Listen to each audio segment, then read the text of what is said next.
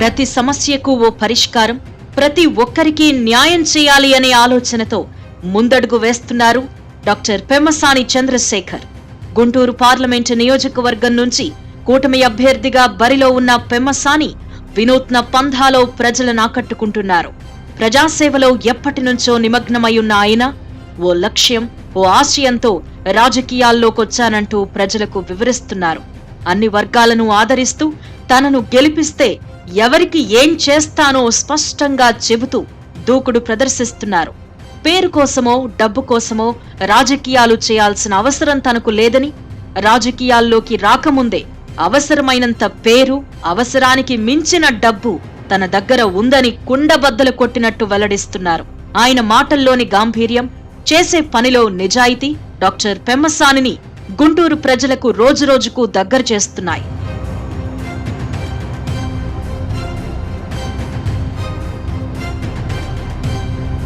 తనను గెలిపిస్తే అన్ని రంగాల్లోనూ గుంటూరును ఆదర్శవంతంగా నిలపడమే తన ధ్యేయమంటున్నారు పెమ్మసాని చంద్రశేఖర్. ఐటీతో పాటు వ్యవసాయం, చేనేత, రిటైల్, విద్య అన్ని రంగాలపైన ఆయన దృష్టి సారిస్తున్నారు. ప్రధానంగా చేనేత కళాకారులకు, చేనేత ఉత్పత్తులకు సహకారం అందించాలి అన్న ప్లాన్తో ఉన్నారు పెమ్మసాని. ఇక్కడ తయారవుతున్న వస్త్రాలు అంతర్జాతీయ మార్కెట్లో విక్రయించేందుకు ఎందుకు లేవు? నాణ్యతలో సమస్య, డిజైన్లలో లోపమా, ప్రభుత్వ సహకారంలో లోపమా అనేది విశ్లేషిస్తున్నారు. నేతన్నల కుటుంబాలు సంతోషంగా ఉండాలి అంటే వారి కష్టానికి తగిన ప్రతిఫలం దక్కాలి అని, ఆ దిశగా శక్తివంచన లేకుండా కృషి చేస్తాను అని పెమ్మసాని హామీ ఇస్తున్నారు.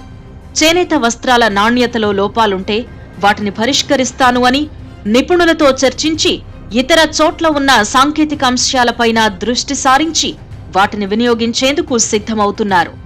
చేనేత వస్త్రాల మార్కెటింగ్కు ప్రత్యేక వ్యవస్థ ఏర్పాటుపై పెమ్మసాని ఇప్పటి నుంచే కసరత్తు చేస్తున్నారు.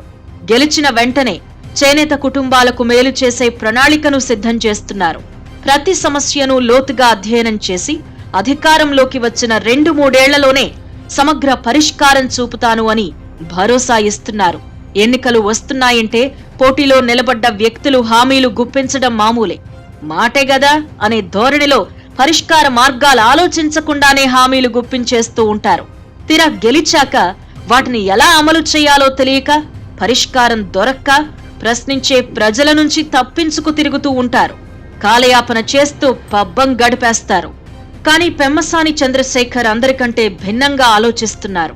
సమస్యను పూర్తిగా అధ్యయనం చేశాక పరిష్కారం చూపుతాను అని, అందుకు కొంత సమయం అవసరమని ప్రజలకు ముందుగానే నిజాయితీగా తెలియజేస్తున్నారు. అందుకే ప్రజల్లోనూ పెమ్మసాని అంటే గౌరవం, ఆయన మాట అంటే నమ్మకం ఏర్పడుతున్నాయని గుంటూరు లోక్సభ పరిధిలో ప్రచారం జరుగుతోంది. మెజారిటీ ప్రజలు పెమ్మసానికి జై కొట్టేందుకు సిద్ధమవుతున్నారు అన్న సంకేతాలు కనిపిస్తున్నాయి.